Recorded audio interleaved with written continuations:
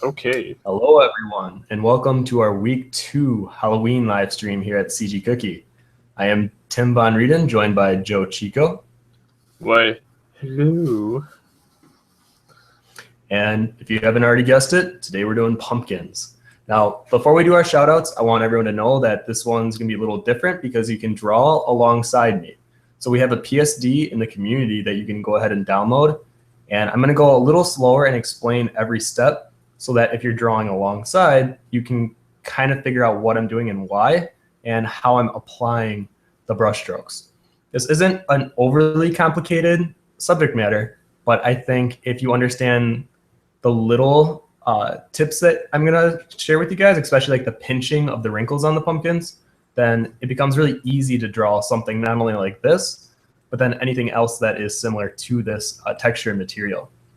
So once again, this is a draw this live stream, which means you can draw alongside. So if you want to download it right now, because Joe's going to do the shout outs before we go ahead and get started. All right, Joe, take it over, pumpkin. Okay. Let's see. We have Constantine says hello from Russia. Hello from Idaho from Nikki. Wow, that's really scary when I open up my mouth and I can see my teeth. Nobu says hello from San Francisco. Have a good stream all. Thank you. Kefa Blum says hello from Germany. Otis Numbermore says hello, Tim and Joe and viewers. Francisco G says stream hype. I agree. The hype is real. Turistra 360 says hello from Arizona. Mydoian says hello from Philly. Viva says greetings. I'm so tired, but I'm happy I made it to the stream. Well, congratulations for making it to the stream, and thank you for watching. Unknown Artist says hello from Australia, mate. Good day. Dave T says hello from Lithuania. Also like pie. Oh, I also like pie.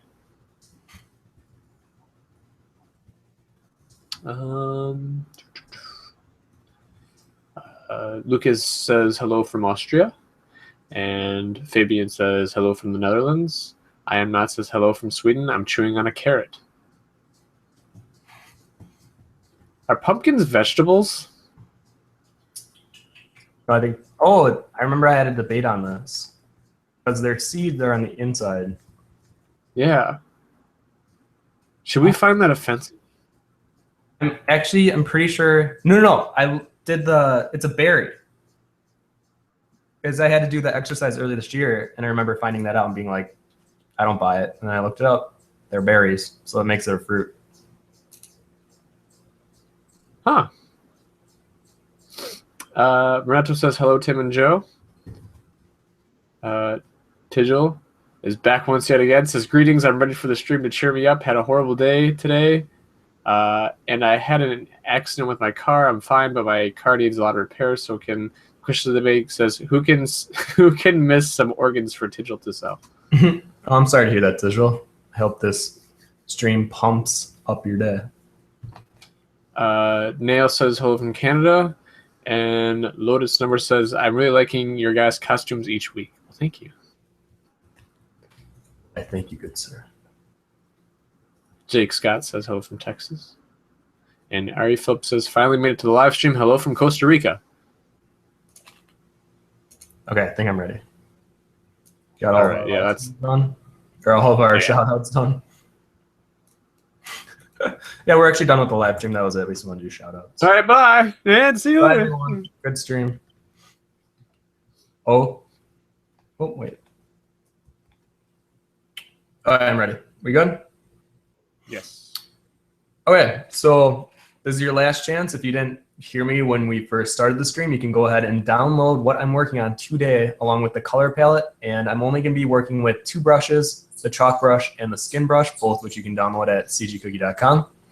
And the Photoshop file is downloadable on the community post. So don't look at cgcookie.com, look at the community site for a post. And before we draw the pumpkins, I have some exciting news for you guys. I know a lot of what made concept cookies so awesome and loved by the community were the exercises. And if you've noticed, we haven't done them since, I want to say, late spring, early summer, because we had to do the transition with 5.0. But I just received good news yesterday that exercises are being added back onto the site. They're being integrated into the new site. So Joe and I are going to start looking into migrating all the older ones over. And that might take a little while, but then once that is finished, we are going to go ahead and start doing exercises again. And that's really exciting because I kind of miss doing exercises myself, especially like step-by-step on how to show drawing something, a specific subject matter. And it was something that I really enjoyed seeing the community show their results. So look forward to that. And if you haven't already looked, we have a Halloween contest for both 3D and 2D. The 2D is a werewolf and the 3D is a pumpkin. So the subject matter today is very fitting. And the last thing is we are starting the color course tomorrow, the second half, which is working in color. I have a whiteboard full of the ideas and questions we were thinking about. And if you guys want to put, I have a community forum subject matter where you can post your questions about working with color.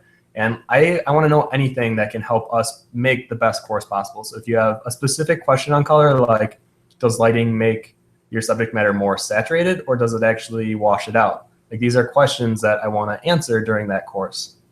Okay, you ready to draw some pumpkins, everyone? Yes. All right, let me switch over here.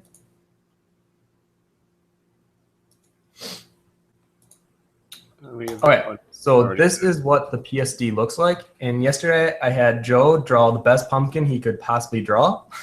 Yes.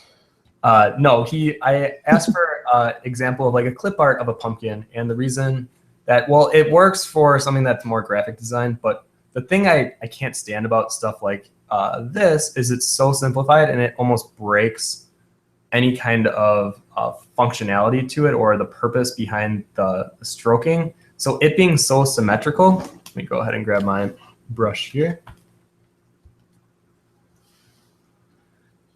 With pumpkins, I want to keep the mindset of being more asymmetrical, because symmetrical almost brings in this fantastical element where it doesn't feel real. It doesn't feel like a real pumpkin.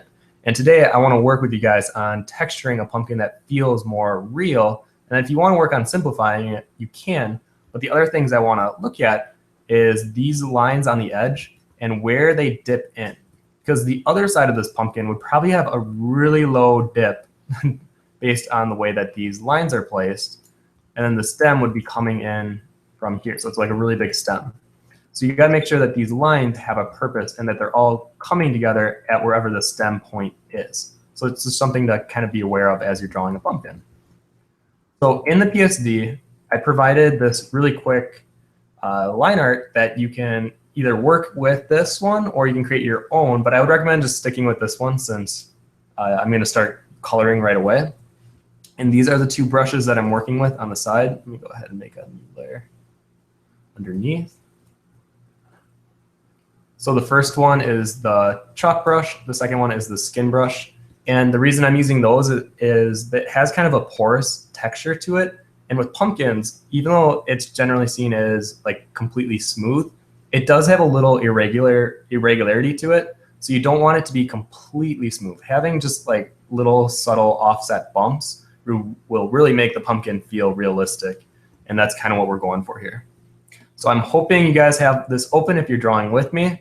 And let's go ahead and get started. So I'm gonna make a new layer and I'm gonna write on the side what each layer is doing. And then at the end, I'll have this downloadable as well. So if you wanna see my different steps and see where, maybe if I moved a little too fast, you can go ahead and download and see like which step you might have missed. So the first is a base coat. Now I'm not gonna stick with the darkest. I'm gonna go somewhere with the third color down. So this one here, I'll have the color next to the base. So what I'm gonna do is I'm disregarding the line art and I'm just coloring underneath. I'm just trying to create a nice solid base that we can work upon. I'm actually wondering if I like, no, this will do for a good base. And that's gonna be layer one. So if you guys haven't already, just lay it kind of underneath that line art layer and lay it on heavy and don't worry about if it's going outside of the outlines or not. Then from here, I'm gonna make another new layer. 2. And before I add in the lighter values, I'm going to do a quick shadow pass. Now, this is more of occlusion shadows, and I'm kind of amplifying it to really emphasize where I want the shadows to be. So I'm going to switch over to my skin brush, which is this one here. And if you want to use a soft edge brush, anything that has not a crisp line to the edging would be best for this kind of what we're doing here. And I'm just going to do one at the top and then work in the crevices here down. I'm not trying to overdo it though. And I'm not focusing on the texturing or detailing aspect yet, because remember, when doing most digital art, you want to save the polishing and the detailing pass toward more of the end of your drawing phase. And here we're just trying to be quick and fluid. Keep your brush size relatively in like the mid-range. I don't want to go super big, but I don't also want to make it super minute where I can barely even see the lines I'm creating. And if you make it too small, it actually starts to look like line art, and that's not what we're trying to do here, at least not at this stage. And then Joe, let me know if there's any questions or if people are saying I'm moving too fast. We have a ton of questions already. All right, and then I guess I'm just gonna slowly keep pushing out these lines so that if I am moving too fast, it'll slow me down while I answer these questions. First, Divine Kadaroshi says, by the way, thank you for responding to my thread on the community about taking my first job as an artist. I'm going to interview tomorrow. You helped me a lot with making my decision. Awesome. I'm glad to hear that. And if you guys don't know what he's talking about, actually, Joe, do you want to mention what the community even is? Yeah. So on the community, it's our CG Cookies forums, and it's where you can post questions, and we have a lot of sketchbooks from users, which is very awesome. You get to see people's work in progress, and that's where we have a lot of the announcements for the contests as well. And we do post up live streams. Like if you guys are getting the live stream from a different location, say like DeviantArt, we actually post up the live stream link in there as well. So yeah, that's what the community has been the last couple of months. Mm-hmm. Really quick, I'm going in the middle section of the pumpkin, and I'm adding in what may seem like they shouldn't fit, but trust me, add in little areas where you lay in this brush, because that's what I'm talking about with the irregularity of the surface, and it would create this very, very soft shadow. And I'm not trying to create like a perfectly smooth pumpkin. I actually kind of want it to look a little like it's been sitting on the porch for like maybe a week or two. So we're going to age it a little bit as well. And I think that's going to be a cool effect in the end when we finish this. Here's a question probably for later in the stream, but it's +10. It's from Sin Drawing. It says, how do you make a glowing effect? Like a jack-o'-lantern is lit from the candle, so you can make the glowing effect in Photoshop, or like an anglerfish with its glowing parts. Yes, if we actually do have the time to cut into the pumpkin and make it a jack-o'-lantern, I will show you how to add the illusion of light emitting color and light. Because it's actually pretty easy, and it's a cool effect that you can add on pretty quickly. I'm going to leave that one up on top so that way we remember to go back to it. Nikki Laura says, how do you create a high contrast image with a dark color palette? For example, how to make a character with dark clothes draw the eyes in a night scene?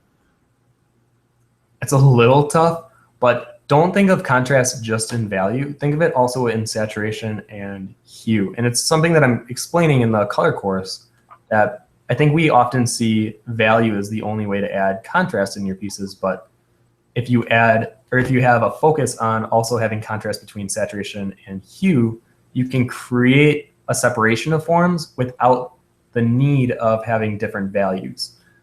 And it is really tough when you're doing a night scene. I would say the light source that you do have, make it like a priority to have that light source shine on specific areas of the subject matter to really give it value and form. Otherwise, it will read really flat. And if it is just a night scene with like barely any light, then it's kind of one of those things where the scene doesn't call for a lot of high contrast. So you got to be very careful with the placement of your colors and the way you're laying out your values, because a lot of things will probably get lost because of how dark it is. All right, really quick, I'm going to make another new layer. So this was our second layer, which is our shadow pass. And you can see the difference on and off. And we're already starting to get kind of a texture to the pumpkin. We want it to make it look like you can actually like put your hand on the screen and you can feel the texture of the pumpkin right there. But on the third layer, I'm going to grab this darker green color, and it's going to be our stem of our, or the base of our stem. Right down there. And this one, I'm going to stay within the lines here. Now, mind you, we're still under that line art layer, so that's why you can still see the lines on top of this. And I'm okay with that because I kind of like the effect that that gives, and we'll work with it when we start working on top of our line art. But I am going to add in just some of this lighter green in the center, and then on the very tip where it was cut off of its life source here. A little too light. That. Okay, and I think I'll wait for people to catch up. So is there any other question that would be good? Yeah, this is kind of an odd question. It says, hi, Tim and Joe. A guy was selling copies of other artists like Art Germ, Sakimi-chan, and Tim's Jinx. He was selling for nearly a quarter of my price, so to recover the stand money, I had to lower my prices. Any advice for this situation? He was selling the Jinx fan art I did? I guess so. Oh, that's strange. This is what we talked about in, I think it was like 2 weeks ago, or maybe it was last week, where that does hurt the art community, because then it becomes like normal for artists to be underpaid. And it's unfortunate because the competition then almost drives the prices to go lower, when it's sad, because then our career, our work doesn't seem so much like work as it's like, well, they enjoy doing it. They're artists. They like to draw. But we're still putting time and effort into our work, just like any other job. It's just that ours are seen as more, they're not taken as serious. It's more like trivial, and it's kind of insulting. But like what you're saying is, don't let that get under your skin. I know it's really sucky, but don't let that get under your skin. It's going to happen. There's always going to be people that do that kind of art thievery. And it's almost one of those things where you have to let bygones be bygones and move on, and don't acknowledge them. Don't give them the time of day that they're looking for.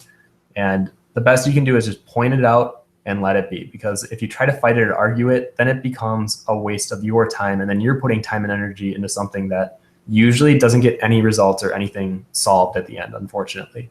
So it sucks, but don't let that drive your prices so much lower.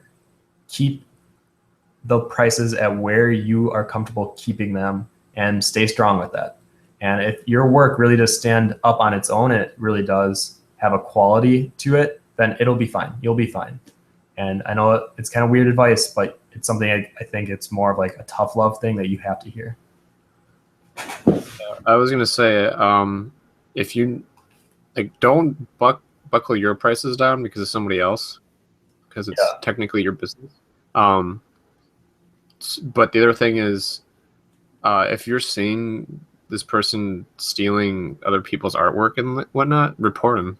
You know, do the other artists that are working hard a favor and report the guy. If it's at a convention, be like, hey, this person is stealing artwork and printing it off and selling it, because that's not cool. You know. Yeah.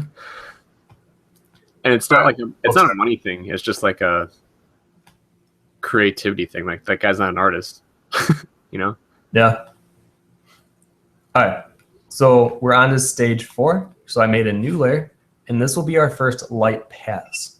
So we're going to stick with the standard overhead lighting, and I'm going to lay it on. Now, mind you, I'm still using the skin brush.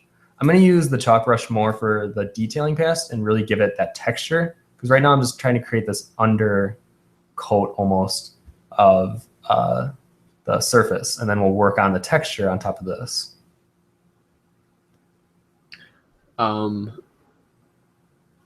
Sigil asks if there's a question of the day, and I'm going to say there is one, and it's one that people are asking us right now, and it's about where did it go? Tim and Joe, do you love or hate all the pumpkin things? Pumpkin spice lattes, pies, scented candles, etc.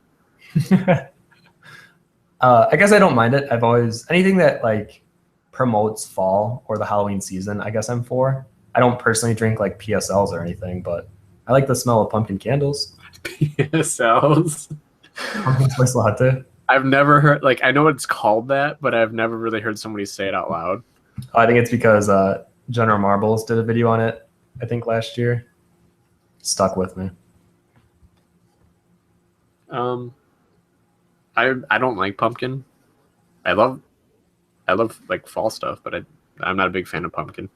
Oh, I like pumpkin seeds too. Baked with a little bit of salt. Do you guys like pumpkins? Pumpkin stuff? Okay, so this is kind of a big step, so I want to make sure that I'm explaining what I'm doing. So when I'm laying this out, even as I'm getting closer to one of these wedges, one of these creases, it creates this pinching effect. So depending on where the crack is toward the viewer, so like the ones on the edges, we can have a lot of fun adding a lot of contrast, but the ones that are facing toward us, so these two specifically here, for now, I'm gonna let the crack be more deep, but then at the end, I'm gonna add in a very light pass down the center, and you'll see what that looks like. I don't wanna do it now because I like to keep a consistency throughout in the detailing process, but for like this crack here, I'm gonna let this lighter orange bump right up against this wedge here and let that wrinkle kind of speak for itself. And then as I go toward the outside, I'm keeping my brush stroke still a little irregular because like I said, I wanna add a texture to this pumpkin. But I'm gonna be lighter near the crack. And then as I get to this, where it's pinching, I'm not gonna add a lighter value on this side, but rather on the other side. And that's what gives it that form, and it really punches out that whole section. And it's all due to contrast.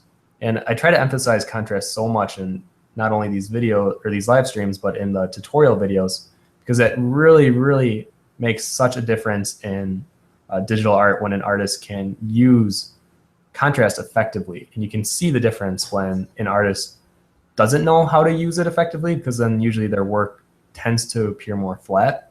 So be very aware of when to use contrast, and if it's looking flat, more than likely it's because there's no contrast. So something to kind of keep in your back pocket as you go on doing your own work.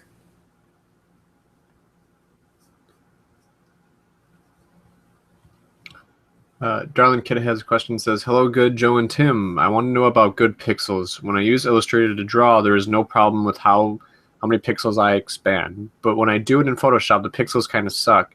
What do you recommend? What among pixels can I use in a drawing? What pixels can you use in a drawing? Like pixel art?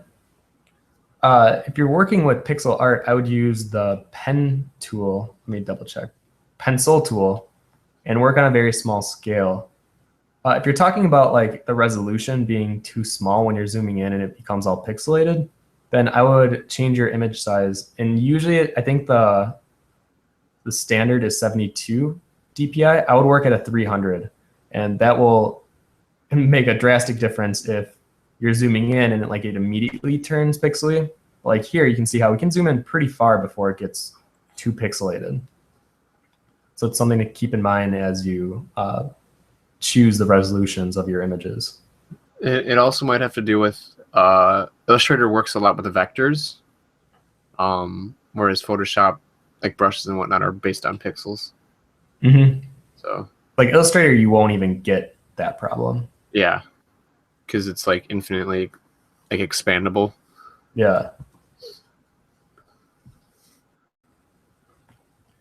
Okay, so now as we're going through this pumpkin, if there's some areas you want to add a crevice to like implement a seam or like I don't want to say a scar because it's not a scar, but it's a wrinkle that is more like in the center of the pumpkin. And usually it's because of how the pumpkin may have been laying on the ground, or maybe there was another pumpkin next to it and it kind of like created this strange crevice in the pumpkin edge. But I wanted to add at least one so we can see what that looks like in the very end. Because you see that sometimes pumpkins have sort of this irregularity to it that isn't just the surface being not smooth. It'll have like a weird divot or a weird seam, or I'm just going to call it a scar because sometimes they do have like this very strange scar. Typically it's on the back of the pumpkin though, where it was laying in the ground. Because not all pumpkins lay perfectly like this. A lot of them do lay on their side.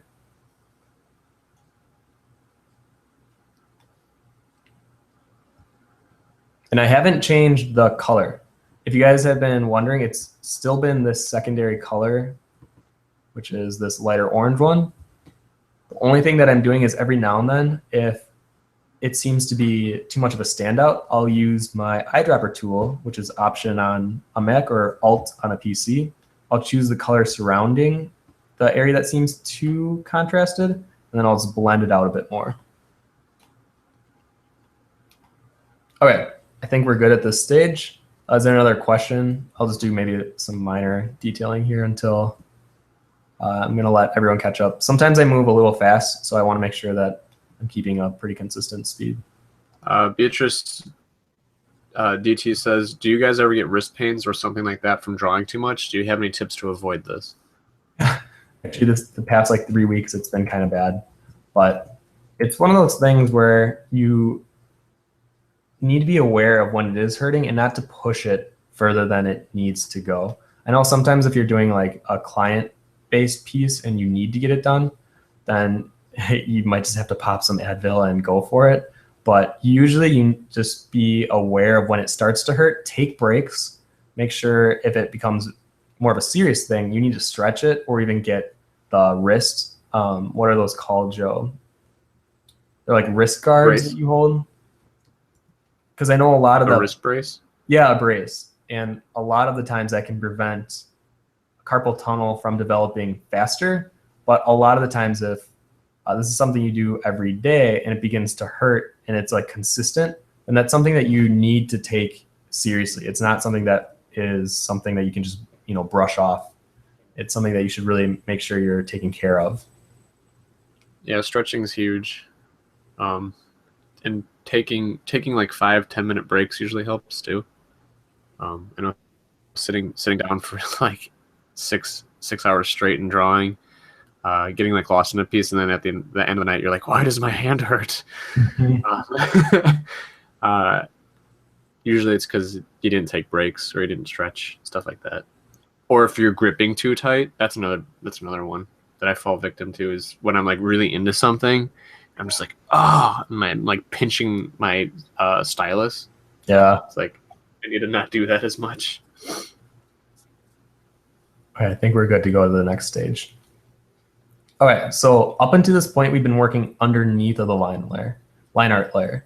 So if I turn that on and off, you can see the difference. Now, if you turn the line art layer off and you can still pretty much tell the forms and where the edges are, that's a good thing. That means that you did a good job of your undercoating.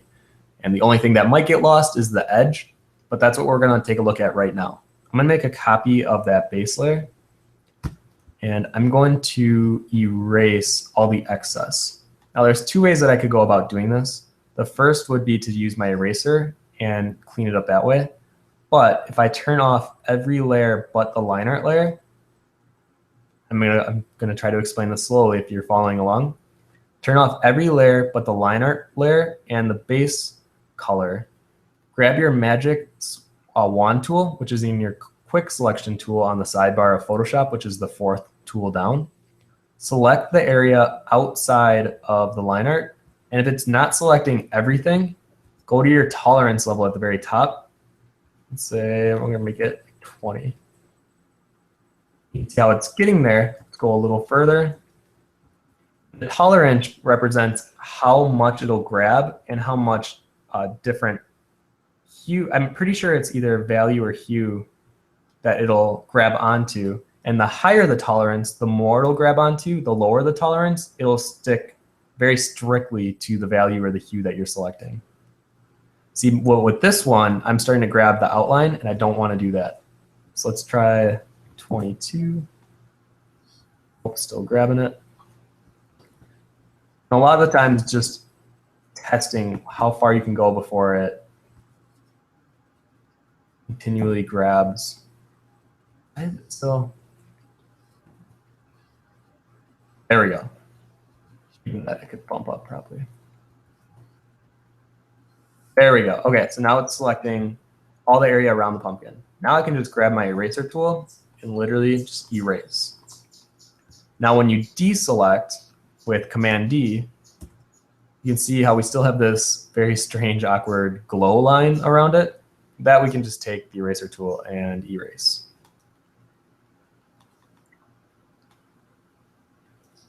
And voila, we got our base of our pumpkin. Now if you turn on the other layers again, you can see how some of them go outside of that line. So all I'm going to do is I'm going to grab the layer that went outside of the line. I'm going to mask it. Now I think for this, I need to share my screen just so that I can show you guys exactly what I'm doing. Over. Okay, so here's my Photoshop file right now. Now this is the layer that is going outside of the edge. And this is called masking, and pretty much it'll only color in the area that you mask. So I'm gonna select the tool or the layer that I want masked out. I'm gonna hold Command on a Mac and then select the layer that I only want to be colored in. So in this case, it's the base color of the pumpkin. And then we'll get this marching ant selection tool. And then from here, go to the very bottom of the layers and you click the icon that has a circle inside of a rectangle. And bam, you can see if I go before and after on what that does. So now all of that darker shadow color that we added is contained within that layer mask. Layer masks are such a big part of digital art, and it's a tool that is so effective when you can use it. You can kind of pull it out whenever the concept calls for it. So I want you guys to become comfortable with working with a layer mask. And if this is something that maybe I moved a little too fast, I would definitely look it up. There's a lot of tutorials on how to do this, but it's such an effective method that I want you guys to feel comfortable using that when you're doing your own work. All right, let me switch back to just the drawing. I can zoom in here. Okay. So now that we have that all masked out, fourth layer, oops, so I deleted the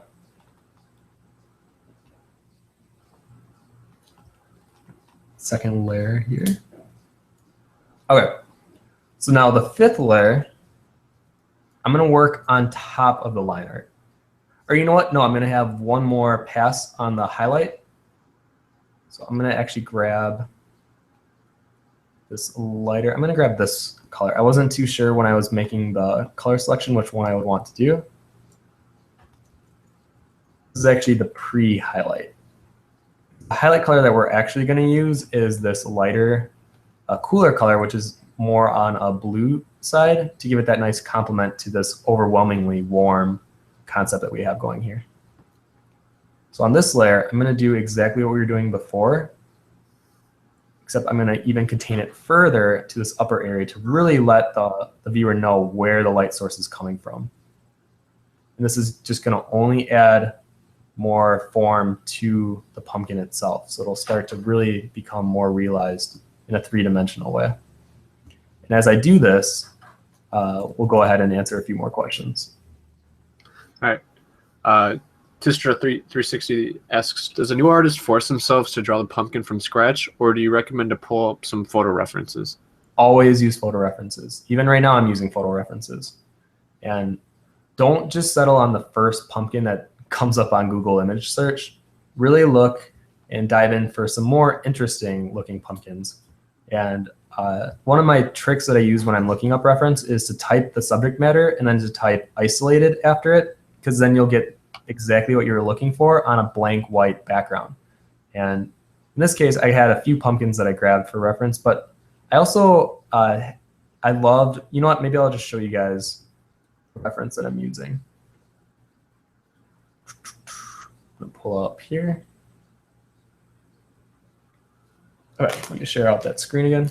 So essentially I have the pumpkin test I did earlier, but I also have, there we go. So the top one is an artist who I can't remember his name at the moment, but if you just type in pumpkin concept art, he did this gorgeous pumpkin that had a bunch of these wrinkles. And I know it's probably pixelated on the live stream, but it's gorgeous. It's one of the coolest pumpkin art I've ever seen. And the way that he did where you cut into the pumpkin was just gorgeous. So I love that. And look how irregular all these lines are. It creates a very distinct looking pumpkin. The bottom one is from the show that I love called Face Off, and their challenge was this pumpkin head.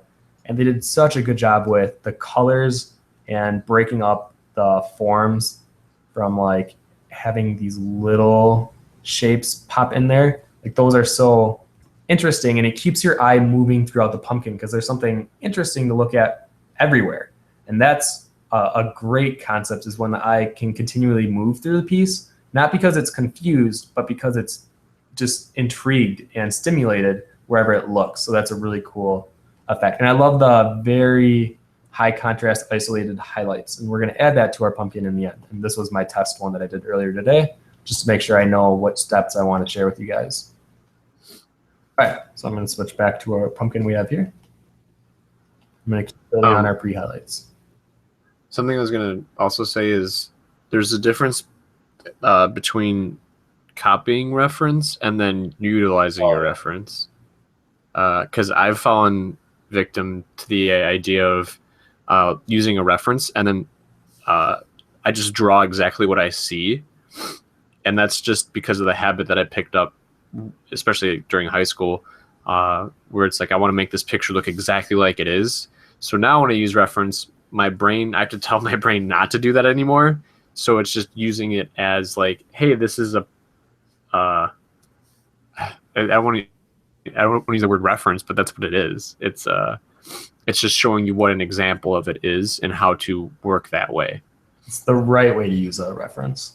Yes.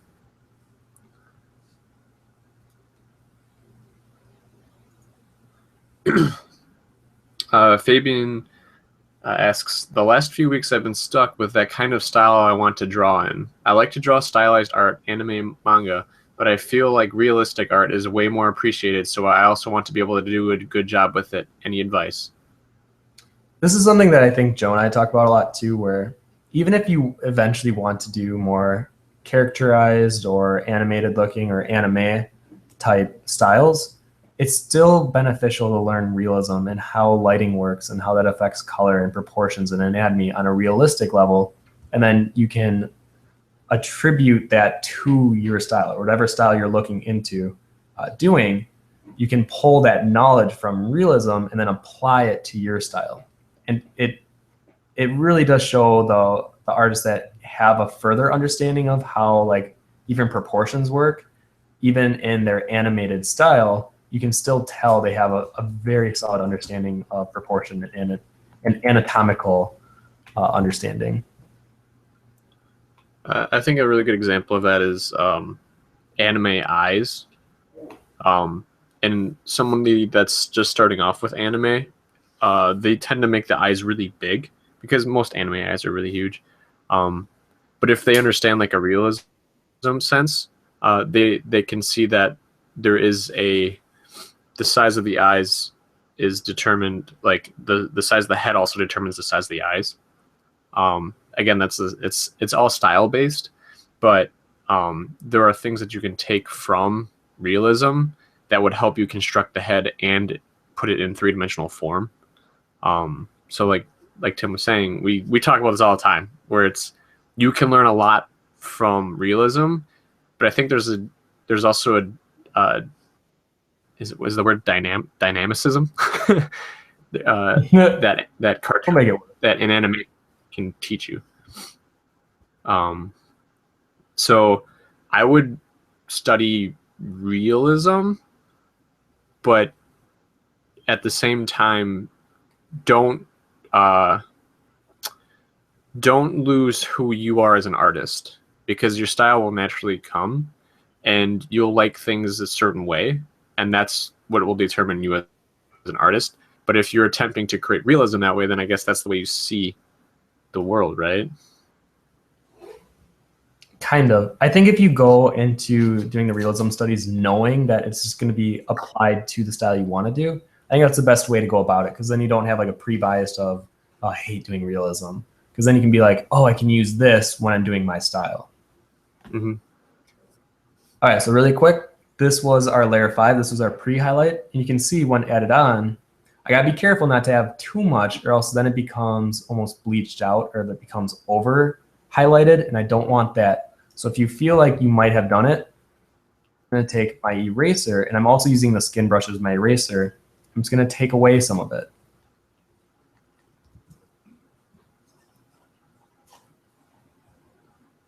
Something like that. That feels a little better to me. So then on our new layer, so this will be layer 6, I'm going to work on the details of the stem. And I'm only focused on adding in this lighter green on the edges of the pumpkin stem. So the areas that are right now covered with that line art, and you know what? I could even turn that line art layer off. Where are you? There you are. All right. So with that line art layer off, I can now focus on adding in these colors. And you know what? Even that outline, how it's slightly orange, I'm going to cover that up.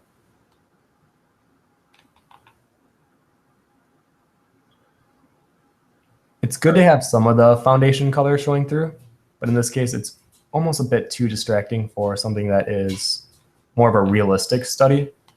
So we're just going to take it out. Dave T wants to know, do those green eyes lens hurt? No, I wore contacts for like 14 years of my life, so this is nothing. Those, the other ones are... Scleras do become a little annoying. They're fun, but admittedly, they're a bit annoying. Sin Drawing asks, is it difficult to make a comic strip or a graphic novel? How do you know where to start? It's one of those things where it's very ambitious. And even I sometimes think to myself, wow, this is a lot of work to do this kind of a project. And I would actually recommend going smaller first and just trying to learn the process of how to do a graphic novel and getting comfortable doing like a page a week or whatever your kind of set limit or your goal is, and just become comfortable with that process. Because a lot of the time I think you get so excited and you only do the character art and you forget the writing or the plot or the world building or so much that goes into the actual novel itself. So it's something to be aware of when you're doing it. Is just know it's a lot of work. It's a big commitment. It's not just something you can, take lightly if you're serious about it. And if you want to be seen as a serious artist in that field, you can't just do like 3 pages and then drop it for a year, because then that reputation will stick to you. It'll be attached to you of they just talk the talk, they don't walk the walk.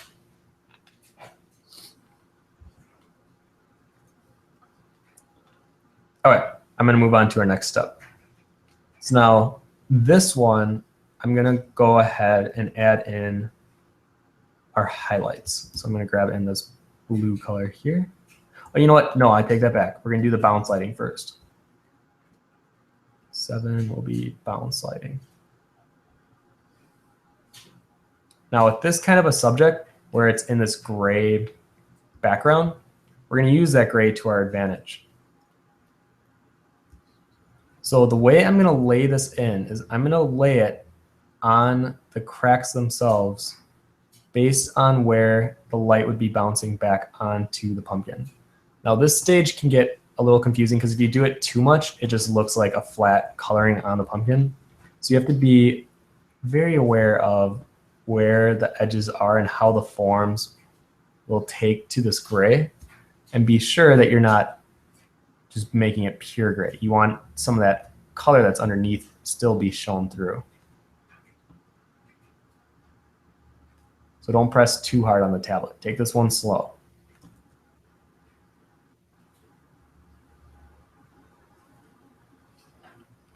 But the fun one is doing it from underneath. Because just like how a rim light adds more form to the subject matter, this will also add quite a bit of form to the pumpkin.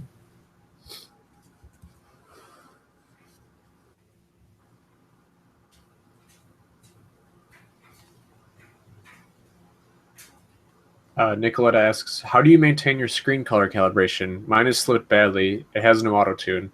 Now I am painting and I have to check on other devices, and the colors are just not right and are a lot darker. It's really frustrating. I had to do that with the Cintiq, and it is frustrating. Thankfully, with this monitor, I don't have to do that as much, but it's one of those things where you should look up the settings of whatever, if you're working on a tablet or if you're working on Cintiq, and adjust either the monitor or the settings of the tablet, and keep futzing with it until you figure out what exactly is causing that problem.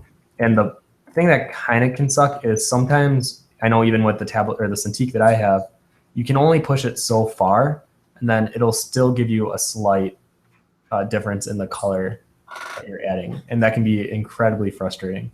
So push it as far as you can, but if you have to use a second monitor to kind of color test it, then that's unfortunately the route that you have to kind of stick with. I spent countless hours trying to do that. It's like a fight not worth fighting. It's just like trying to get as close as possible, you know? Yeah, it sucks.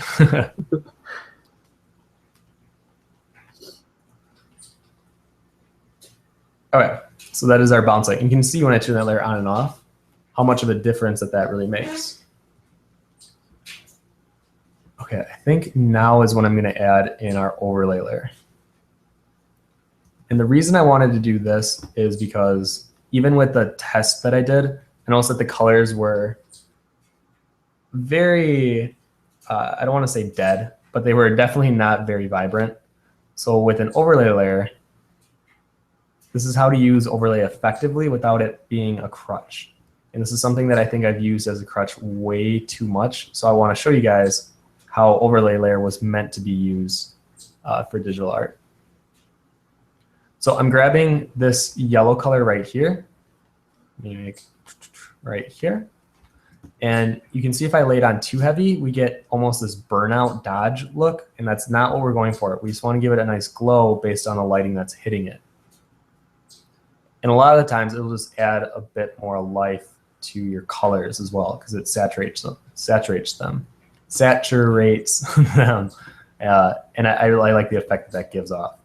And then even in the stem, I'm actually gonna grab this orange color, looking so green that I want to add in some of this orange to brown it up just a tad. Because like I said, I don't want this to be like right off or like freshly picked.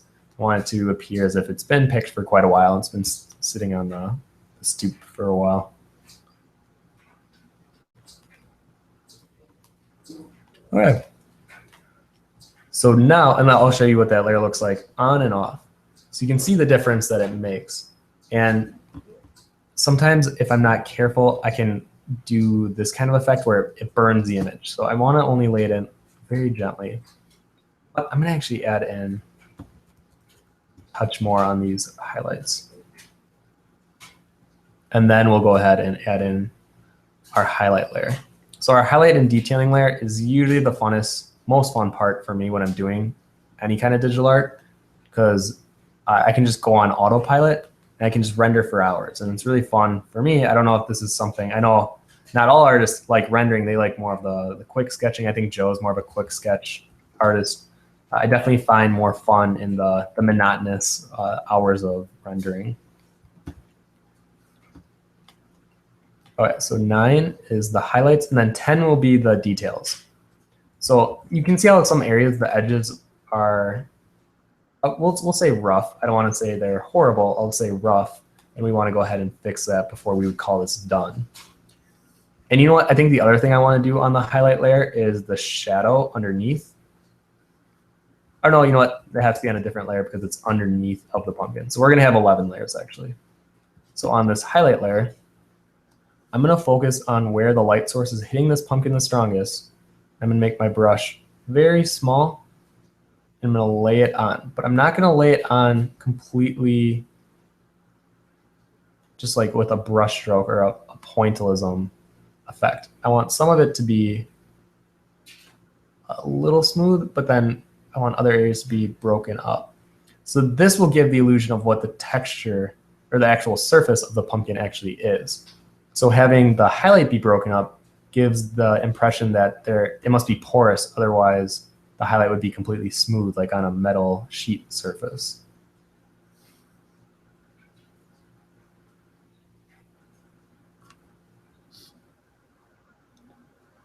Okay. Nail Burton asks, see what I mean. Oh, sorry. Oh no, I was going to say I'm going to keep doing this on a highlight section of the pumpkin, and we're going to go ahead and answer a few questions. All right. Nail Burton asks, I noticed that in some courses you use gesture sketching to get the base of the character, like the female character series on YouTube, while sometimes you use silhouettes for the sci-fi series. What are the pros and cons of these ways? That's a good question. I think the best thing is to not limit yourself to one way of creating art. If there's something you feel like you'd be more comfortable maybe starting with silhouettes, then start with silhouettes. Don't feel like you have to limit yourself just because that's what you normally do. So for me, it usually comes down to the subject matter that I'm working on and how I'm feeling that day. I know that sounds very strange, but I don't start every piece in the same manner. And I think allowing myself that freedom gives me the control of getting the best outcome, because usually if I'm feeling good about the piece or I have a positive feel about the way I'm going about it, usually the outcome turns out better. And when I feel I'm being forced into doing a specific step-by-step drawing, that's when I feel like maybe even not consciously, I am a little worse, or I'm not as excited about it, and I think that reflects in my piece. So I usually look at how I want to go about doing it that day. But mind you, even if like the start might be a little different, usually the methods overlap into each other. And that's why it's good to experiment with a bunch of different techniques, because then you can have those melt together as you go ahead and do whatever work you're doing. Divine Kataroshi asks, how important really is blending? I saw a lot of artists with bold brushstrokes without any blending and still do a great realistic work. That's very true. Usually the artists that do that are like professional top tier, because they have such an understanding of lighting and value that when they lay it on, it gives the impression and it lets the viewer fill in the details. They like imply details. But there is something to be said about fully rendering a piece and having the understanding of how to do that, because then the more that you do it over time, that's when you can start doing those spit paints, because you know what the end result will look like, and you're almost doing like a wash over with being so quick. All right, really quick. So I'm laying in this highlight right in the center of this crack. And when you think of it from, let's say, like a side view, if this was our pumpkin crack, let me do a little something like that. So the highlights are going to be heavy here and here. Or I'll do it here and here. And the area that would dip would be more in shadow. But then the highlight would reach this very little point right there because of the way that it's facing the light source. And that's why in these little cracks you would get, now mind you, not all of them have a defined highlight in the crack, but some of them will. And that's why I'm adding them in to add in that little hint of realism of the pumpkin.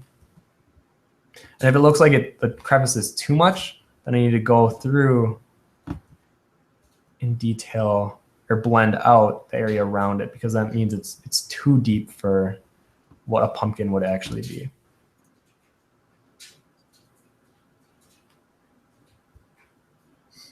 Ari Phillips says, "Hey Tim and Joe, I always have trouble when placing color. I always put the base color, the shadow, and the highlights, but even with this it looks really plain and the colors look separate from the piece, and even with blending it looks off. Any tips?" He's talking about the pumpkin? They just say just placing color in general. So, okay, I mean, I feel like there's a lot we could talk about with that, just because color in itself can be a very tricky subject matter. So it's probably a combination of a few things. The first thing I would look at is there harmony between the colors that you're choosing?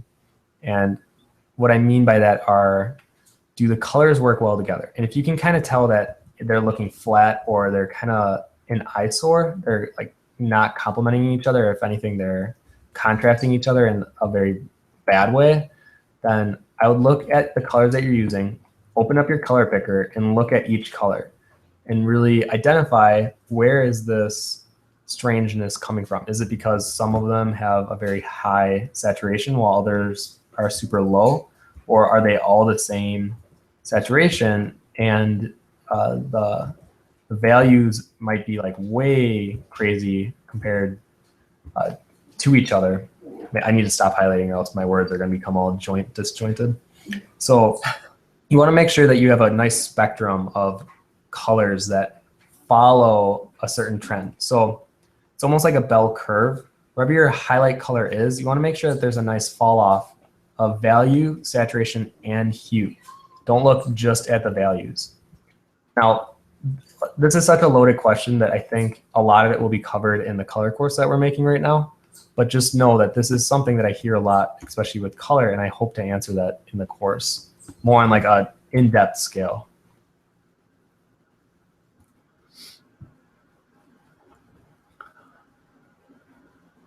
Pons asks, how to make subsurface scattering FX, like the inside of a jack-o'-lantern light, show through some areas and appear as a material lit from the inside. So that's, again, people want to see the jack-o'-lantern cutaways. All right. We'll see, we're at 3. All right, I'll detail for like another 10, 15 minutes, and we'll see where we're at, and then we'll try doing some cutting into the pumpkin. Okay. All right, so right now I'm giving just a very subtle hint of a rim light here. And since it's backlit, I'm focusing on the rim of the pumpkin, and I'm just laying in that highlight right on top. I want to make it too thick. I want to make it strong enough to be seen, but not strong enough to be distracting. Sometimes when you see rim lights and it's overblown, that's when it becomes almost too much, and that's like an ineffective way to use rim lights.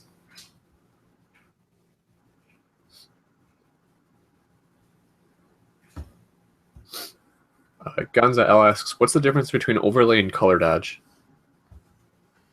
It's very minor. I remember when I was reading about each of the blend layers, they do something similar, but I guess without getting technical, because I'd have to look it up exactly, but color dodge usually is way more intense than overlay. So if you're trying to do the effect that we did earlier, I would usually stick with overlay rather than color dodge. Unless if you're doing like a neon sign or something that kind of calls for that intensity, then I would use something more of a color dodge, or what's the other one? Linear burn, or color dodge and linear dodge. And that's when I would use those. Do you want me to give you the actual definition? Yeah. All right. So overlay combines multiply and screen blend modes. The part of the top layer where the base layer is light becomes lighter. The part of the base layer is dark becomes darker. An overlay with the same picture looks like an S-curve. And then dodge, color dodge is when the blend mode divides the bottom layer by the inverted top layer. This lightens the bottom layer depending on the value of the top layer. The brighter the top layer, the more its color affects the bottom layer. So blending with white gives white. Blending with black does not change the image. Bam. Boom. Okay, so now when I turn that layer on and off, you can see how much of an effect a highlight can do. And with a rim light, I try to be very careful with how I'm laying it on, and I try to be consistent.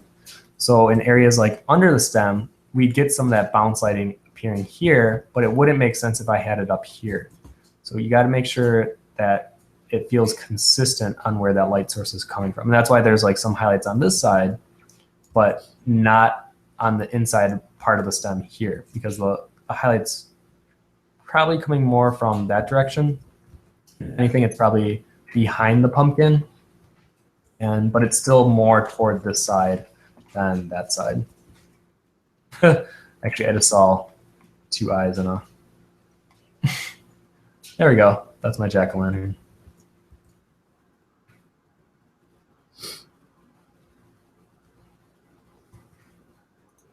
Pam Ferdinand says, "This is fun. I almost forgotten to pay attention because I'm so into my pumpkin." Awesome. And I'm sorry if I do move a little fast in some areas, but just know you can download this after we're done. It won't be right away. It'll be after we always go get food after these live streams. So after we get back, then we'll upload everything. Lifetime Gamer also says, "This is the first image where I turn off the line art and it still looks good. I think I understand why now. Thank you, Tim." That's awesome. That's actually why I wanted to do a Let's Draw Day. Rather than just me showing how to draw a pumpkin, like try to make it as pretty as possible. I wanted to show you guys that you can draw underneath of your line art, and then you can turn it off and still feel confident about the way it looks. Okay, so I'm going to do one detail pass before we go ahead and cut out the jack-o'-lantern. Oh, no, I'm sorry. I got to do the... Oof, my whiteboard just fell. No. Oh, we're good. So this is going to be our shadow, and this is going to be underneath of every layer before this. So all I'm going to do is I'm going to actually lay this on pretty quick. I could probably use, I guess I'll stick with the skin brush. No, I'll use a soft edge brush. And you can see, okay, we have a problem because the gray that we added is going outside of the pumpkin. So I got to find which layer that was, and I'm going to mask it out, just like we did with the first detail pass on the pumpkin, or the shadow pass. Let me rework that shadow.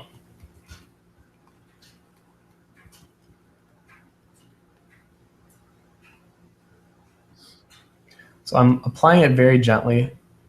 I don't want the shadow to be too dark.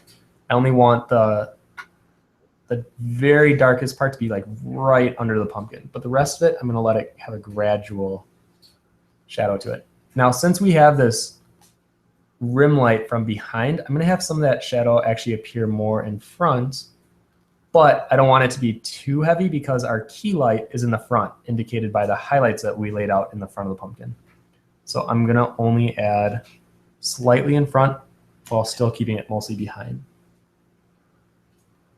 So now when I turn that layer on and off, you can see how we really grounded the pumpkin. And you know what? I actually think this needs to be wider. Something like that. Okay. Now when we turn that layer on and off, you can see the difference. All right. Maybe before I do the last detail passes, do we have another good question? Yeah, Tijal asks, will you guys do other workshops in the future? Yes. So we're thinking of doing one in February, or early, I shouldn't say a specific month, but most likely late winter, which for us would be either late January or early February. That's kind of the tentative date when we're going to start the next workshop. But for the next few months, we're going to focus on doing more flows for the citizen tutorials. And then we're going to get back into doing workshops again. Okay, so let's go ahead. I'm going to do stage 11. And this will be, I'm going to grab the chalk brush because until this point, I've been using the skin brush for everything. So I'm going to use the chalk brush to do my texturing. So this is still a pretty smooth application of color on the pumpkin. So what I'm going to use with this chalk brush is I'm going to gently apply it in different areas of the pumpkin to give it that porous texture. Because right now it still feels kind of like a digital painting where it's too smooth and it almost breaks the illusion of it not having a texture to it. So I want to lay it on almost everywhere, but very, very lightly, just to imply that there's texture everywhere without having to be kind of in your face texture. And for this, I'm going to be grabbing different colors. There's some areas where I might get smaller and detail it out a bit. But I figured before we cut into it and make it a jack-o'-lantern, let's get maybe like 3 to 5 questions in. All right. First one is Dave from Dave. He says, Tim and Joe, what do you think about Ross Tran? I have no idea who that is. He's a YouTuber who does a lot of he does fan art. He's actually becoming pretty popular in the art YouTube community. Oh, did not know that. Actually, to be honest, I don't really watch any YouTube artists besides like Cynics. Yeah, I was gonna say. He's a cool guy. I like that he's making art that other people can watch and enjoy. Personally, I don't watch his videos because I watch more like tutorial based stuff, whereas his is like kind of entertainment and tutorial. Yeah, I do like his art though. Very good.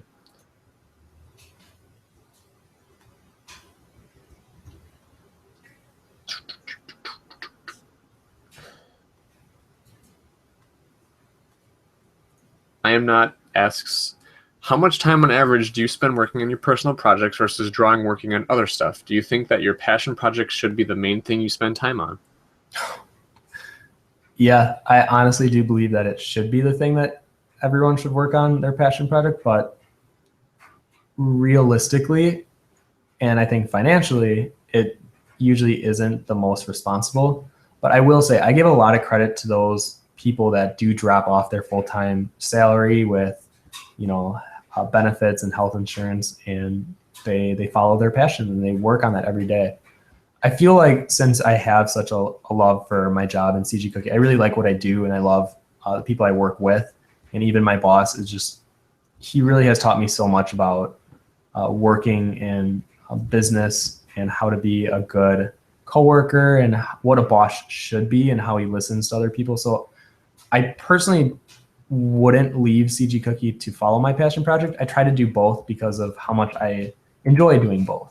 And I want to keep that going as long as I can. So I do understand though how having a full-time job can definitely take away from the time to do your passion project. And I think that'll kind of separate the people that are passionate about it and those that just talk about being passionate about it.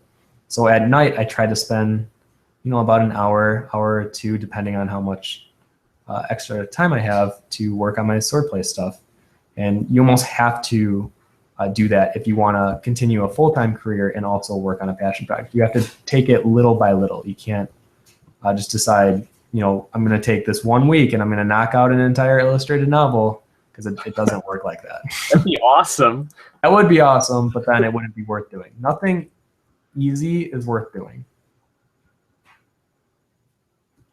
I was gonna say how much time do I, like, as an observer, seeing Tim work on like swordplay versus other stuff? I mean, Tim's usually working on swordplay a lot. I mean, I'm trying to think of how much time I spend on my personal. I spend probably about 2 to 3 hours a night, and then like the hour before I pass out, I am like in half sleep mode. So I'll just like focus my thoughts on like the perspective of the character that I'm working on and like what would they do before they went to sleep. So I would say I spend probably 4 hours a night working on personal stuff. Mm-hmm.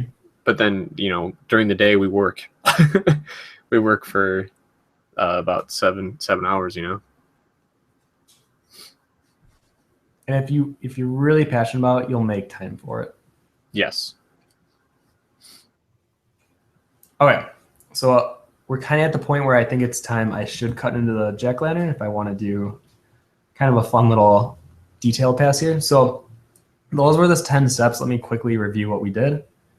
So the base, or wait, first I need to pull up that liner layer. Where did I put you? There we go. So that's our liner layer. Then we added the first shadow pass. Then we added the stem, base, our first light pass. That's the color palette. Those are the brushes. Hold on, let me merge all these layers together. Palette and brushes. Fourth one was a pre-highlight, or fifth one, I'm sorry. 6 was the detail on the stem, and at this point we removed the line art. 7 was the gray that we added in. 8 was the overlay to give it some more life and to add some warmth to the lighting that we were adding. 9 was the highlight, and 10 was the detail pass. And actually, no, 10 was the shadow, but I mismarked that. So 11 was the texture. Let me go ahead and write that in there. All right, so obviously there's some things I would want to edit a bit further. So like the bottom here still feels kind of rough, and you can kind of tell that it was masked out just because of how rough it is. Typically, I would probably just make a new layer and use my blender brush and try to blend that in a bit so that the edge isn't quite as defined. So you can see even as I'm doing just a quick pass on it. It can make it look too blurry, but you can see the difference of it before and after on how it's not so defined. And I don't want that to be the defining area where the viewer's eye goes to. I want it to be more up here where the highlights are. You know what? I never flipped the pumpkin. Something that I always talk about doing, but I didn't do this time. Make sure that you're flipping your image so you can see what it looks like both angles. And you can see if there's any small things you can edit. Okay, I'm done with that. Let's go ahead and start cutting into this guy. Or pumpkin. That sounded really rude. Rude. All right, let's see here. What kind of do I have any pumpkins in here? I guess I could do a standard. We'll do the standard one. I don't want to get too complicated. Okay, so rather than just laying on the triangles like this, I want to work with the form of the pumpkins. So rather than it being a straight on triangle, let's work with the bumps that we created on the pumpkin to give it that more realistic approach. And even where bump, do the same on this side. It kind of looks like you're taking a marker right now and you're about to carve a pumpkin. Actually, kind of, essentially, yeah. Yeah. It's like when you were a kid and you were given a permanent marker for the first time, and then you drew on the pumpkin. Yeah. And then, let's see, what do we want to do on the bottom?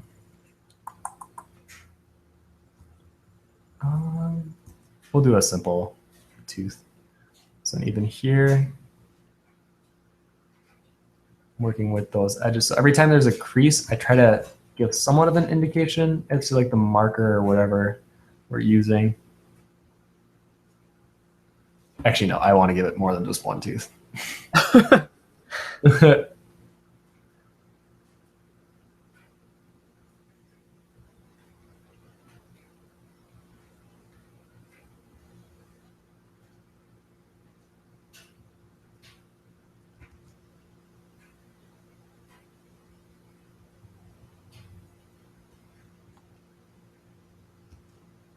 And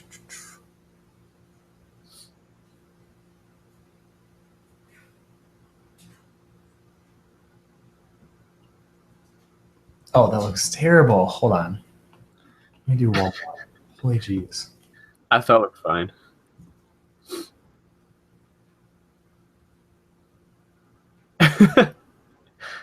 There.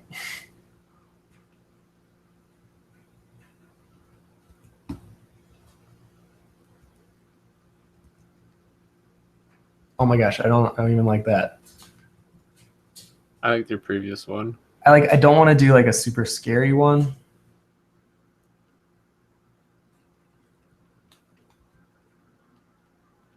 Let's do like multi-tooth pumpkin.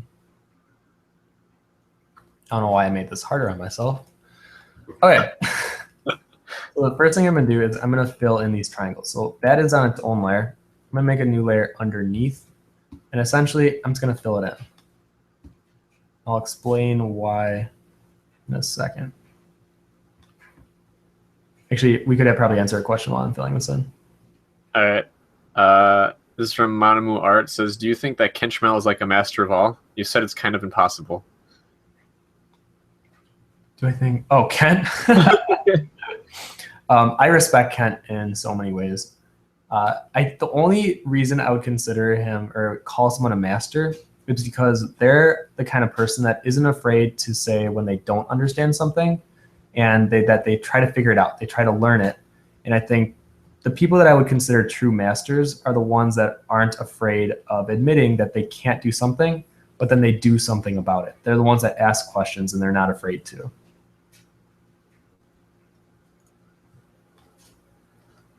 Nikki Lore says, go home, pumpkin, you are drunk. I could not agree more.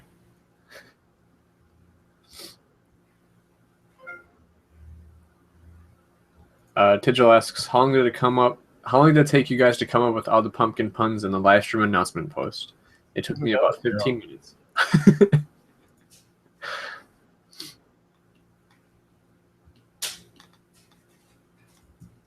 I am not asks, how much do you rely on color dodge and similar layer styles to add the extra oomph to your pieces? Color dodge 0. I very rarely use color dodge. The only two that I think I do kind of crutch would be the multiply and overlay layers. And I do use those. Actually, with the newest pieces that I've been doing, it's very minimal. And I think having to rely on those constantly was actually a negative thing for me. So I'm trying to work without it being a crutch for me that it kind of was serving as. Okay, maybe we'll give them some eyes too.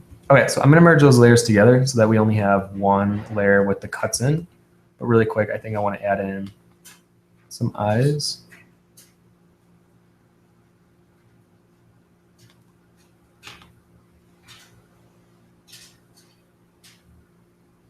I'm just using the eraser tool. Okay, so this is our drunk pumpkin. So then from here, I'm gonna go ahead and make a duplicate of it just in case I'm not digging the way it turns out. But I'm gonna make a new layer and I'm gonna mask out the face that we just drew. And there's a reason why this is important and why I am trying to stress how important using layer mask art. So with that masked out, I'm gonna grab more of an inside pumpkin color. So I'm gonna actually grab the color that we used for overlay because I wasn't planning to do a jack-o'-lantern, but this kind of fits what we're doing here. And I have to imagine as if we are cutting in to a pumpkin that has layers in it. It's not just a surface that we're cutting into. There's some density that we have to cut through. So I have to represent that in a way that shows that the inside cuts have this 3D effect to it. Now, when I get to areas like here, I can let some of the ones that are like straight on, I can let it almost go all around the actual cuts that we're making. And when we get into the detailing, you'll kind of see why. But then the ones that are more on the edge, I want to be more consistent with keeping it very thick. Where in the middle, they're more thin lines. Even like this one I could probably get away with right there. But then as we get to the edge, I want to keep them nice and thick to really represent the angle that we're looking at and how thick the pumpkin edge is. Now when I turn that layer on and off, you can see the difference. But it still reads as very flat because now we got to add some shadows to it. So now I'm going to go ahead and, oops. I'm not going to mask out the face. Rather, I'm going to mask out the layer that we just created. I think what. Or you know what? No, I am going to mask out the face. But I'm only going to work on the yellow part of the pumpkin. So since I didn't have the color palette ready, I'm going to go to my color picker, make it a little lighter. I'm going to work on the inside and let it do more of a gradient toward the edge. This will just add a subtle value that it doesn't really have right now. Now, mind you, the light source is still overhead, so I'm going to keep the way that I'm laying in this lighter color more toward the bottom, and especially in the mouth here. So like on the top of that would receive this lighter color more than this, but we'll see it more when we add in the highlights. So this is almost essentially like a pre-highlight that I'm adding in right now. Then let's go ahead and grab an even lighter color. Oh, you know what? No, I'm going to make a new layer, and I'm going to let some of this yellow bleed into the rest of the pumpkin. And you'll see what I mean when I add it in. So not all cuts will be super clean. So I'm going to let that show in the way that I'm going to bleed this out. Let me see what would be the best. This would be a fun area right in the front. Imagine if we had some of it crevice up just a little bit.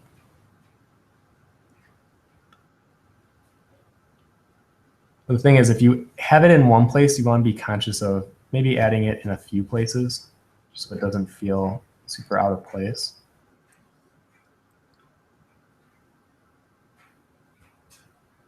Maybe there's a crack, really emphasize a wrinkle. And on the bottom, this shouldn't be sticking out like that. That should be like that.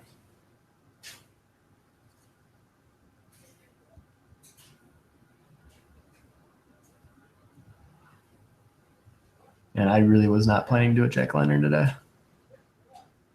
You guys pushed me. You guys made me do this.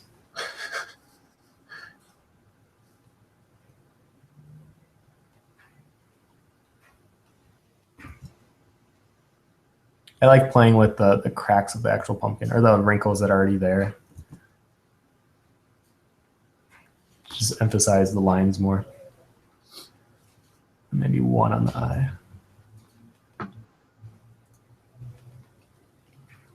Oof. Okay, so then from here, I'm going to go ahead and do a quick edging, clean it up.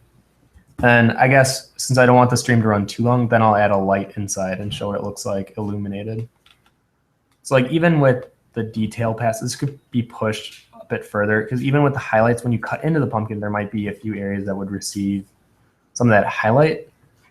Now the inside texture is a little different than the outside. It wouldn't be as sheen, because like an apple, if you want to think of a pumpkin like an apple, it produces this film that gives it that gloss, and that's why the outside of the pumpkin has that and why it reflects the light. Like the inside wouldn't. So I wouldn't add highlights like here. It wouldn't make sense. On the very edge of the pumpkin, we might get some of that highlight, but it would be very, very light. I actually don't want to add any of it because I think it would be too minimal to even really see it.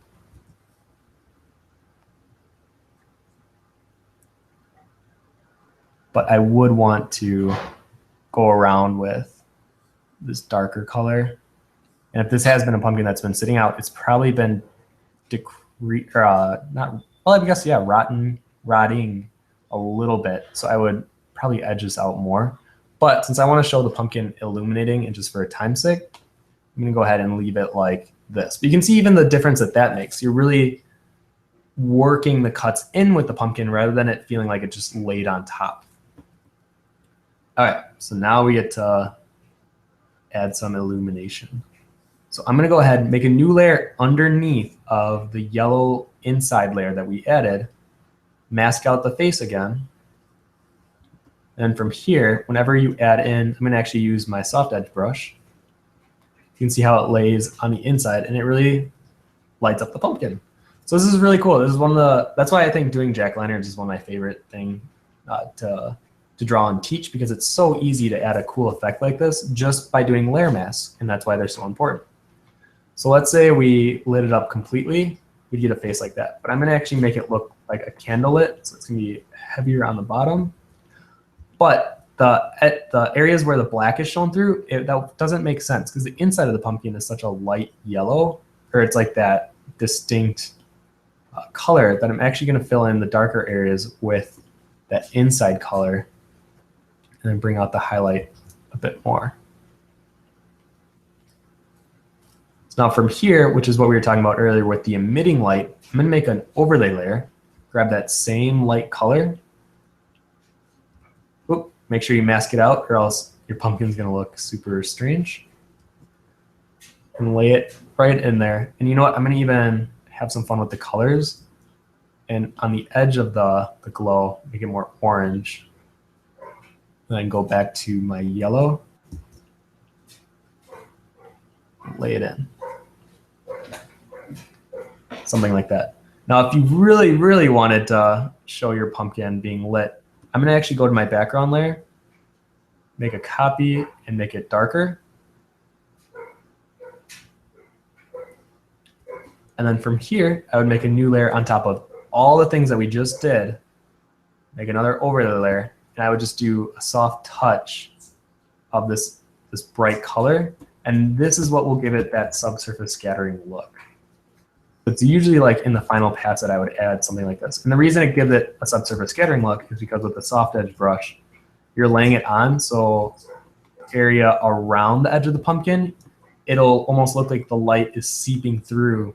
And that's why it's called subsurface scattering, and it's scattering along the inside of the edge here.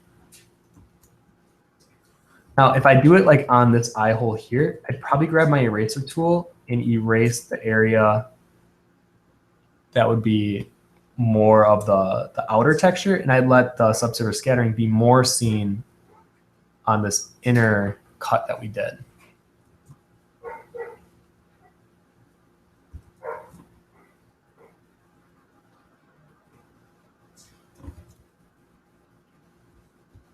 With here,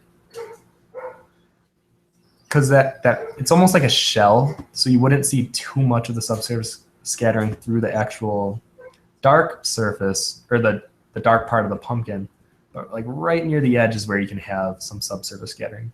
But don't add too much, because if you add too much, you get this kind of effect where it looks blown out. So you gotta be very careful with where you lay out your subsurface scattering and try not to overdo it. Subtleties. Subtlety, yeah. It's another thing that I think I try to emphasize a lot, is you can say a lot by saying very little.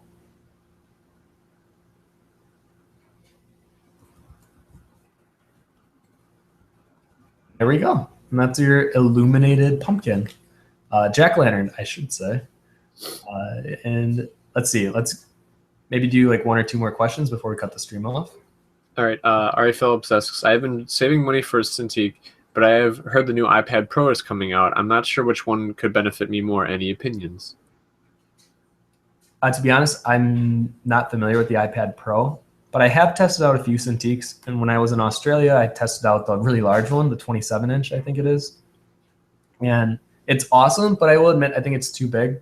I think for what most artists need, the 22 or the 23, or maybe it's the 21.5-inch.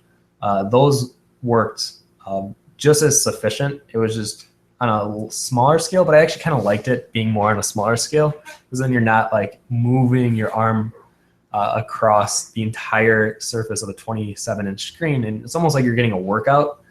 And I know that you can work in smaller areas, but I feel like it's too cumbersome for what you would need, and it's almost too much. So I would actually look into the mid-size range Cintiqs. I do think the 13 ones are too small, and I think if you want to like have reference open on the side, there's just not enough space for you to have that.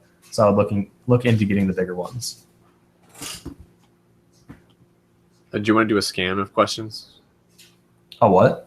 Scan the questions? Oh yeah, sure. I'm getting a weird thing in the shadow. I want to see where that's coming from. Oh, there we go. Oh, that's right, because I blended that together. Let me just reblend that before I end this here. Okay, let me look at the questions really quick.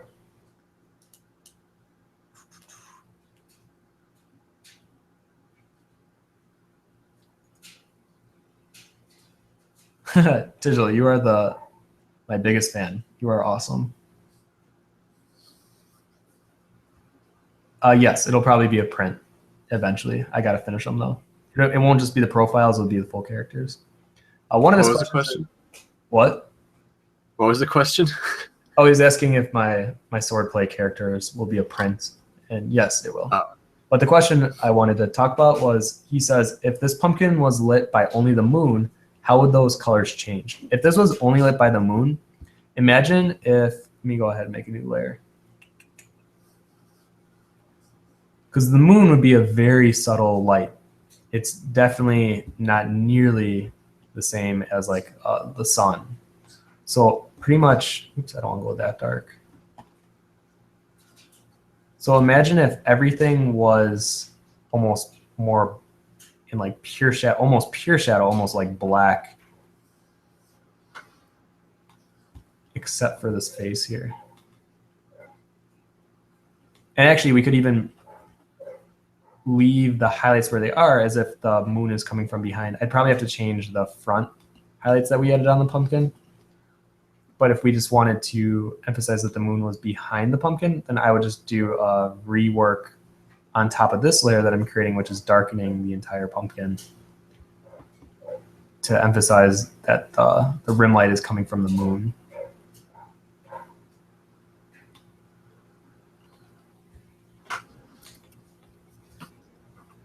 This is one of those cool tricks you can do without having to like repaint the entire pumpkin.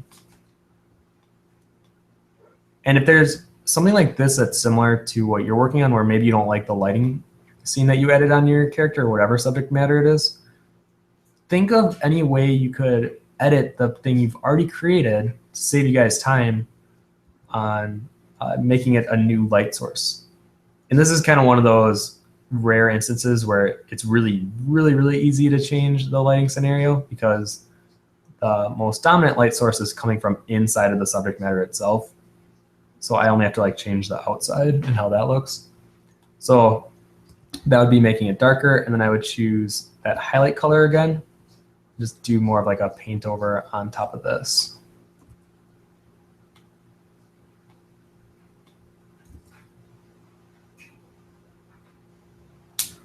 I'd clean it up quite a bit more, but I think you guys get the idea of what I'm doing here. So I'll just play off that more. So yeah, that's how I would do it more in the moon. You can see the difference with that on and off. And if you think it's too dark, just turn the layers opacity down and you can adjust it that way. So you can be like, oh, I lit this pumpkin at 4 o'clock in the afternoon, 5 o'clock, 6 o'clock, 7 o'clock, night. You can kind of see how that transitions.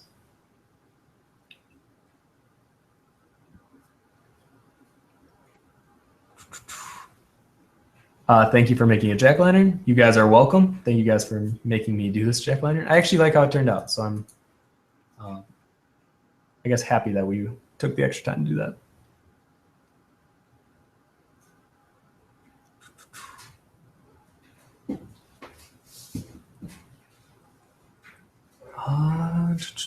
Yes. If you guys weren't here in the beginning, exercises are coming back. I'm really looking forward to doing them with Joe, and we'll let you guys know as we're starting to roll out not only the old ones, but when we start up with newer ones as well.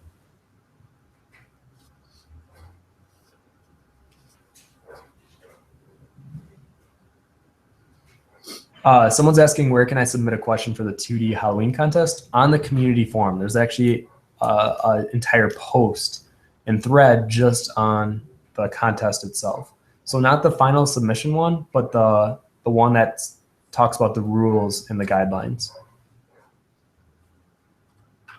Okay, let's see. We'll take maybe 2 more. Did we see the new Walking Dead? No, I'm waiting for my cousin who is in college right now to come back so I can watch it with them, because I've watched the last 2 seasons with them.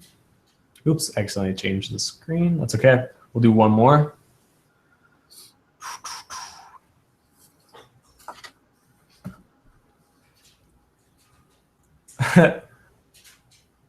Okay, Joe, we'll end on this one. This one's pretty funny. From Tigel, I hear a lot about pumpkin spice when Americans talk about Halloween. We don't have that here in Belgium. What is it exactly? Do you want to say it? Well, isn't it an artificial spice that they've put into coffee to make coffee taste more like pumpkins? Well, actually, they put it in everything now. They put it into like beers and. So essentially, pumpkin spice was something that was added to a coffee drink, and I think that was like 3 years ago. And 2 years ago, it exploded where it became like the most popular thing at Starbucks. And then in the past 2 years, they started adding it to everything. It became like a marketing ploy to add pumpkin spice to everything, like donuts. I haven't seen a cereal, but I wouldn't be surprised if I see one soon. Candles, a lot of pastry stuff, candy, just anything that you can add pumpkin spice to be like a novelty of the month of, or the season of fall, they added it to it. Like even, what are those?